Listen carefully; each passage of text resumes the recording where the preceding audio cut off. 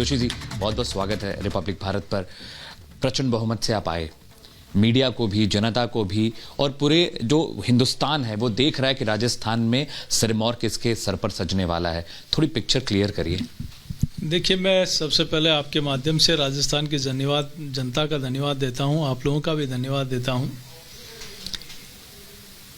कि उन्होंने भारतीय जनता पार्टी और मोदी जी की गारंटी पर विश्वास किया, और यही एक अटूट विश्वास भारतीय जनता पार्टी की मजबूती का आधार है। और अब हमारे सभी माननीय विधायक जीत गए हैं, स्पष्ट बहुमत की सरकार बनी है। सभी वो जनता जनार्दन का धन्यवाद अर्पित करने गए हैं, देव दर्शन करने के लिए गए हैं। पर्यवेक्षकों की नियुक्ति हो गई है और शीघ्र ही विधायक दल की बैठक की तिथि नियत होगी और उस दिन सब लोग यहाँ पहुँचेंगे।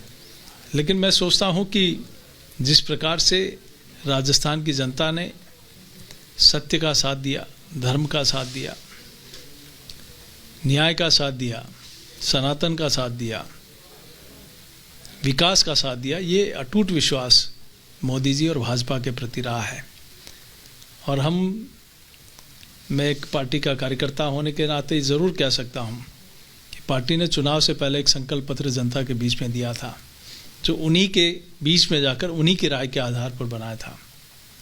इन 5 वर्षों में जिस प्रकार से 9.5 वर्षों में मोदी जी ने एक अटूट विश्वास, जो संभव था वो भी किया और जो असंभव था वो भी देश हित में किया, तो ऐसा ही उस एजेंडे के आधार पर आदरणीय प्रधानमंत्री जी के नेतृत्व में सरकार उस दिशा में काम करेगी। हम पार्टी की तरफ से वो सब सजेशन सरकार बनने के बाद उनको देंगे, ताकि वो जो विश्वास जिस संकल्प पत्र के आधार पर जो एक आधार बना है, उसके एजेंडे को सरकार पूरा कर पाए।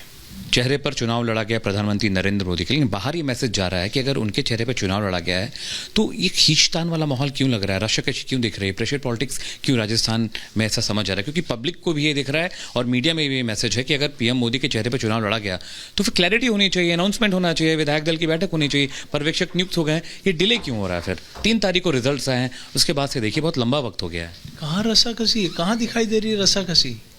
कोई रसाकसी नहीं है। चुनाव हुए हैं, विधायक जीते हैं, वो अपने क्षेत्र में धन्यवाद अर्पित करने गए हैं। कल ही पर्यवेक्षकों की नियुक्ति हुई है, शीघ्र ही उनसे समय लेकर बैठक की तिथि तय करेंगे और बैठक होते ही हमारी आगे की प्रक्रिया तय होगी। कोई रस्साकसी नहीं, यहाँ लोग भाजपा के साथ हैं, कमल के निशान के साथ हैं, और यही आपको दिखेगा आगामी दिनों में। शपथ ग्रहण की अनुमानित तिथि आपको क्या लगती है? एक दिन आगे पीछे चलेगा? ये तिथि विधायक दल की बैठक होते ही आपको बता दी जाए।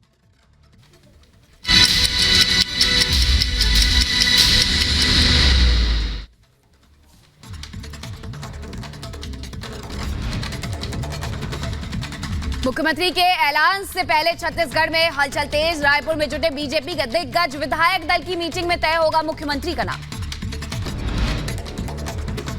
विधायक दल की बैठक में शामिल होंगे केंद्रीय मंत्री मनसुख मांडविया। दोपहर 2 बजे रायपुर में होगी बीजेपी विधायक दल की बैठक। छत्तीसगढ़ में सीएम चेहरे को लेकर बोले अर्जुन मुंडा, विधायक दल की मीटिंग में चुना जाएगा नाम, बाकी औपचारिकताएं तय होंगी, जल्द होगा पूरी। कांग्रेस सांसद धीरज साहू के ठिकानों से अब तक 300 करोड़ कैश हुआ बरामद।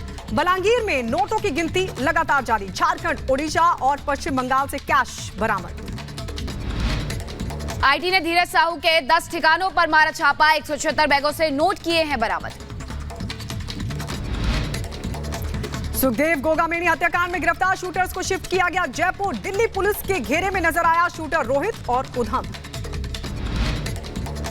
सुखदेव मर्डर केस में पकड़े गए 3 और आरोपी। चंडीगढ़ से हिरासत में लिए गए शूटर रोहित, नितिन फौजी।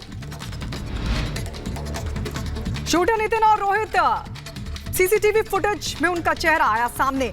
रेवाड़ी रेलवे स्टेशन का बताया जा रहा है ये वीडियो।